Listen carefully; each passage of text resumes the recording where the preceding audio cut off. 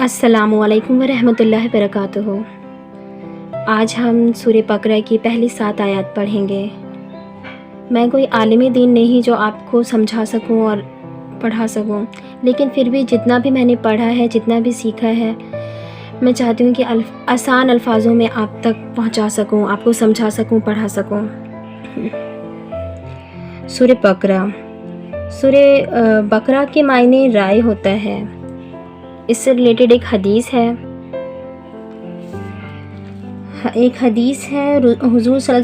हुजूर सल्लल्लाहु ताला अलैहि वसल्लम फरमाते हैं कि अपने घरों को कब्रिस्तान ना बनाओ, शैतान उस घर से भाग जाता है जहां सूरह बकरा पढ़ी जाती है। इससे रिलेटेड एक और हदीस है कि क़यामत के दिन कुरान और वो लोग जो इसके मुताबिक अमल करते थे पेश किए जाएंगे। उनके आगे आगे सूरह बकरा और सूरह आले इमरान होगी। इस तरह की गोया बादल है या सियाह है जिसके अंदर चमक और रोशनी है, या वो परिंदे हैं या परिंदे के झुंड है जो अपने पर फैलाए हुए हैं। दोनों सूरा अपने पढ़ने वालों की हिफाजत के लिए हुज्जत पेश करती आएंगी। सूरह बकरा का अजमत के हिसाब से सबसे बड़ी सूरत सूरह अतल कुर्सी है। कलाम पाक की 2 सूरतें ज़हरवीन हैं। 2 चमकती हुई सूरतें सूरह आला बकरा और सूरह आले इमरान हैं, जो क़यामत के दिन अपने पढ़ने वालों की हिफाजत करेंगी। ये मदनी सूरत है।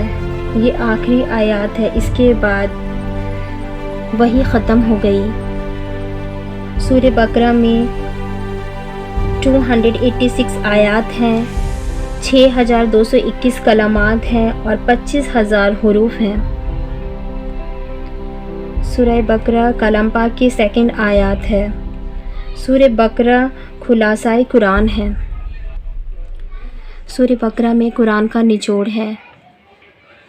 आइए शुरू करते हैं। अलिफ लाम मीम। ये लिखे तो साथ जाते हैं लेकिन पढ़ा अलग अलग जाता है। अलिफ लाम मीम। इसके मायने अल्लाह पाक ही बेहतर जानते हैं।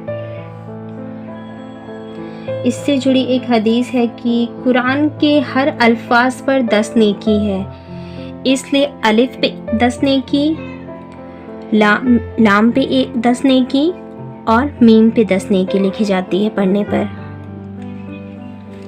अलिफ लाम मीम ज़ालिकल किताबु ला रैब फ़ीहि हुदल लिल मुत्तकीन। ज़ालिका ये किताब ला नहीं रैब कोई शक फ़ीहि इसमें हुदा हिदायत है लिल मुत्तकी लोगों के लिए। ये वो किताब है जिसमें कोई शक नहीं। ये अल्लाह की किताब है जो हमारे रसूल सल्लल्लाहु ताला अलैहि वसल्लम के कल्ब मुबारक पर नाजिल हुई। हुदल लिल मुत्तकीन, हिदायत है मुत्तकी लोगों के लिए। मुत्तकी कहते हैं जो परहेजगार, जो अल्लाह पर यकीन रखते हैं। ऐसे लोग जो तकवा इख्तियार करते हैं, ऐसे लोगों को मुत्तकी लोग कहते हैं। तकवा मतलब अल्लाह का डर, अल्लाह का खौफ। हमने सूरह फातिहा में पढ़ा था, इहदिनस सिरातल मुस्तकीम, हिदायत दे हमें। और यहाँ हम पढ़ते हैं, और यहाँ अल्लाह पाक कहते हैं कि हिदायत मुत्तकी लोगों को ही मिलती है, जो अल्लाह का डर रखते हैं, जो तक़वा इख्तियार करते हैं, जो अपने आप को मानते हैं कि अल्लाह हर वक्त हमें देख रहा है, चाहे हम घर के अंदर हों, बाहर हों, अकेले में हों। जो लोग ये समझते हैं कि अल्लाह पाक हमें देख रहा है और इस डर की वजह से कोई गुनाह के काम नहीं करते हैं, ऐसे लोग तक़वा इख्तियार करते हैं और ऐसे लोग ही मुत्तकी कहलाते हैं। الذین یؤمنون بالغیب ویقیمون الصلاۃ ومما رزقناہم ینفقون، اور وہ جو ایمان لاتے ہیں غیب پر اور وہ قائم کرتے ہیں نماز، اور اس سے جو رزق دیا ہم نے اسے وہ خرچ کرتے ہیں۔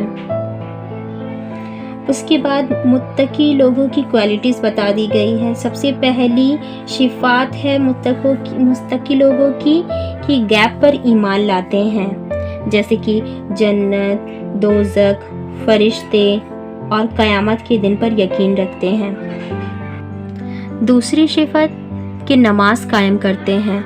قائم کرنے کا مطلب یہاں پہ پڑھنا نہیں بولا گیا، یہاں پہ قائم کرنا بولا گیا ہے۔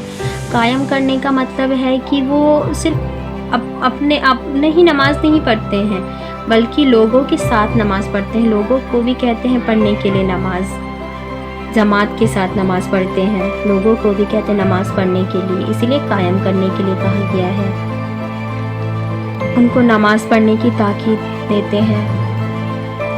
اور تیسری صفت ہے جو رزق اللہ نے دیا ہے اسے خرچ کرتے ہیں۔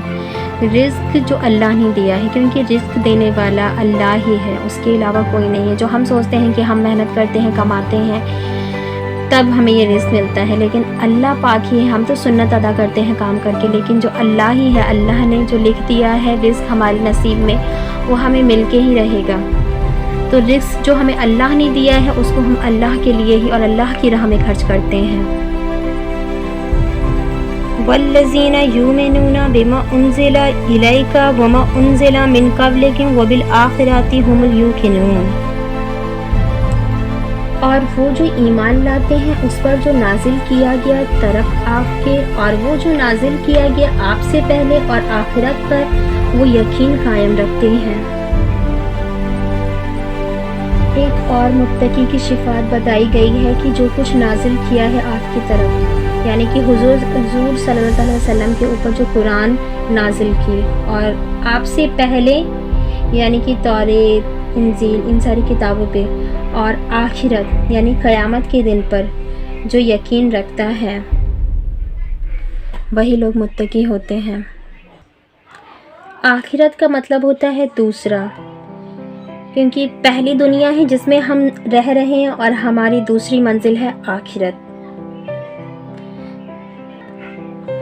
جو آخرت پہ یقین رکھے گا تو اس کو یہ ڈر بھی ہوگا کہ اگر میں وہاں جا کر کے مجھے جو میں نے عمل کیے ہیں اس کے جواب دینے ہیں۔ اگزامپل کے لیے مثال ہم لے لیتے ہیں، جیسے کہ ایک بچہ ہوتا ہے، وہ ہوم ورک کیے بغیر سو جاتا ہے، اچانک سے اس کی آنکھ کھلتی ہے اور وہ اٹھتا ہے، کہتا ہے کہ نہیں مجھے ہوم ورک کرنا ہے، نہیں تو اس ڈر سے، کیونکہ کہیں وہ کل جائے گا تو اس کو ٹیچر سے ڈانٹ نہیں پڑے یا اور سارے بچے اس کی انسلٹ نہ کرے، اس وجہ سے اس کو یہ ڈر رہتا ہے اپنے انجام کا، آخرت کا۔ تو اسی طرح انسان بھی ہے، انسان کو بھی اپنے دل میں آخرت کا ڈر ہمیشہ بٹھا کے رکھنا چاہیے کہ قیامت کے بعد اسے بھی جا کے جو اس نے عمل کیے ہیں ان سب کا جواب دینا ہے اور اس کا اجر اس کو وہی ملے گا۔ اولئک علی ھدی من ربہم واولئک ھم المفلحون، یہی لوگ ہیں ہدایت پر اپنے رب کی طرف سے اور یہی لوگ ہیں وہ جو فلاح پانے والے ہیں۔ یہی لوگ ہدایت پر ہیں، جو لوگ جو اوپر کی آیات پہ جن چیزوں کا، جن کوالٹیز کا ذکر کیا گیا ہے، ان چیزوں پر جو عمل کرتے ہیں انہی لوگوں کو ہدایت آ جاتی ہے اور وہ فلاح پا جاتے ہیں۔ فلاح کا مطلب ہوتا ہے ایسی کامیابی جو ختم نہ ہو، یعنی جنت۔ ان الذین کفروا وسواء علیہم اانذرتہم ام لم تنذرہم لا یؤمنون، پہلے کی اوپر کی آیاتوں میں مومن کا ذکر کیا گیا ہے، اب کافر کا ذکر ہو رہا ہے۔ کافر کا مطلب ہوتا ہے انکار کرنا، ناشکری کرنا۔ بے شک وہ جنہوں نے کفر کیا برابر ہیں ان پر، خواہ ڈرائیں آپ یا نہ ڈرائیں انہیں، وہ نہیں ایمان لانے والے۔ یہاں پہ ڈرانے کی بات کی گئی ہے، جیسے کلام پاک میں ہے نا کہ اللہ کے رسول کو بھیجا گیا ڈرانے والا اور خوشخبری دینے والا بنا کے. ڈرانے کا مطلب وہ ڈرانا نہیں جو ہم سانپ سے ڈر جاتے ہیں، ویسا ڈرانا نہیں. ڈرانے کا مطلب ہے محبت اور شفقت سے ڈرانا، یعنی کہ آخرت کا ڈر، جو آخرت میں جا کے ہمیں جواب دینا ہے، تو ہم جیسے عمل کریں گے اس کا ڈر کے اگر ہم نے برے عمل کیے تو اس کا ہمیں عذاب، بہت برا عذاب ملے گا ہمیں، تو اس چیز کا ڈر. ختم اللہ علی قلوبہم وعلی سمیعہم وعلی ابصارہم غشاوۃ ولہم عذاب علیم. مہر لگا دی ہے اللہ نے اوپر ان کے دلوں کے اور ان کے کانوں کے اور آنکھوں کے اوپر ان کی پردہ ہے اور ان کے لیے عذاب ہے بہت بڑا.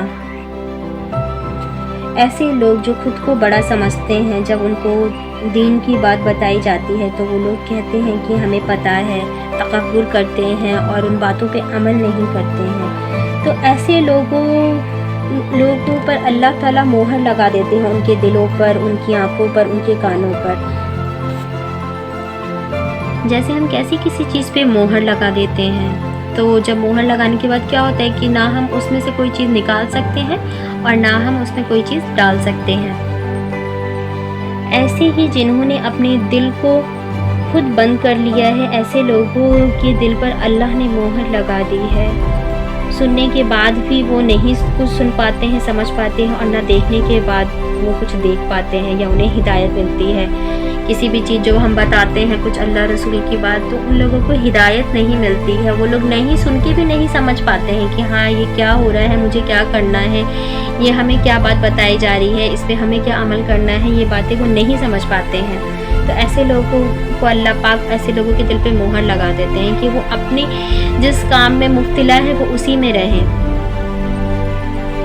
اور ایسے ہی لوگوں کے لیے بہت بڑا عذاب ہے، یعنی کہ جہنم. یہ جو 7 آیات ہیں، ان آیاتوں میں مومن اور کافر دونوں کا ذکر کیا گیا ہے. ہمیں یہ دیکھنا ہے کہ ہم جو ہمارا دل ہے اس کو ٹٹولنا ہے، محسوس کرنا ہے کہ جو ہم کس پلڑے میں آتے ہیں، ہم کافر ہیں یا مومن ہیں. اس کتاب پر جیسا اللہ نے کہا ہے ویسا ایمان لاتے ہیں یا کچھ کمی ہے. اور ہمیں نیک لوگوں کی صحبت اختیار کرنا چاہیے، کیونکہ نیک لوگوں کے ساتھ رہنے سے ایمان